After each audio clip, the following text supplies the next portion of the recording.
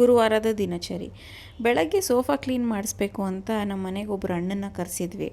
ಆದರೆ ನಮ್ಮ ಸ್ಪೈಕ್ ಇದ್ದಾನಲ್ಲ, ಭಲೇ ಕಿಲಾಡಿ ಅವನು, ಏನು ಕೆಲಸ ಮಾಡೋಕ್ಕೂ ಬಿಡ್ತಾ ಇರಲಿಲ್ಲ. ಅದಕ್ಕೆ ಅವನನ್ನು ವಾಷಿಂಗ್ ಮಿಷಿನಲ್ಲಿ ಹಾಕಿದ್ವಿ. ನಮ್ಮ ಸೋಫಾ ಮಾತ್ರ ಎಕ್ಸಲೆಂಟಾಗಿ ಕ್ಲೀನ್ ಮಾಡಿದ್ರು ಅಣ್ಣ.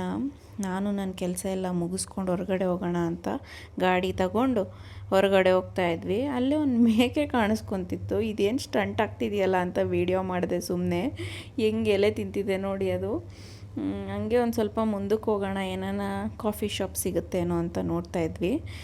ಒಂದು ಚಿಕ್ಕ ಕಾಫಿ ಶಾಪ್ ಆಗಿತ್ತು ಅಲ್ಲೇ. ಸೊ ಅಲ್ಲೊಂದು ಸ್ಯಾಂಡ್ವಿಚ್ ಆರ್ಡ್ರ್ ಮಾಡಿದ್ವಿ ನಾವು. ಸ್ಪೆಷಲ್ಲಾಗಿ ಕಾಫಿ ಶಾಪಲ್ಲಿ ಸ್ಯಾಂಡ್ವಿಚ್ ಆರ್ಡ್ರ್ ಮಾಡಿದ್ರೆ ಇದೇ ಥರ ಕೊಡ್ತಾರೆ ಅಂತ ಗೊತ್ತಾಯಿತು. ವೆಜಿಟೇಬಲ್ ಸ್ಯಾಂಡ್ವಿಚ್ ಆರ್ಡ್ರ್ ಮಾಡಿದ್ರೆ ನಮಗೆ ವೆಜಿಟೇಬಲೇ ಇಲ್ದಿರೋ ಸ್ಯಾಂಡ್ವಿಚ್ ಕೊಟ್ಟಿದ್ರು.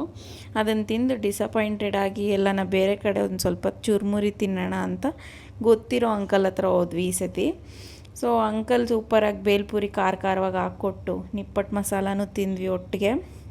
ಅದನ್ನು ತಿಂದು ಇನ್ನು ಚೆನ್ನಾಗಿದೆ ಅಂತ ಅಂದ್ಕೊಂಡು ಮನೆ ಕಡೆ ಹೊರಟ್ವಿ. ಮನೆ ಕಡೆ ಹೊರಟ್ಬಿಟ್ಟು ಇನ್ನು ನೆಟ್ಫ್ಲಿಕ್ಸಲ್ಲಿ ಯಾವ ಮೂವಿ ಬರ್ತಾಯಿದ್ದೀವೋ ಅಂತ ನೋಡಿದ್ರೆ ಭೂತ್ ಬಂಗ್ಲಾ ಬರ್ತಾಯಿತ್ತು. ಬಂಗ್ಲಾ ಹಾಕಿ ನಮ್ಮ ಡೇನ ಎಂಡ್ ಮಾಡ್ತಾಯಿದ್ವಿ ಈ ಥರ.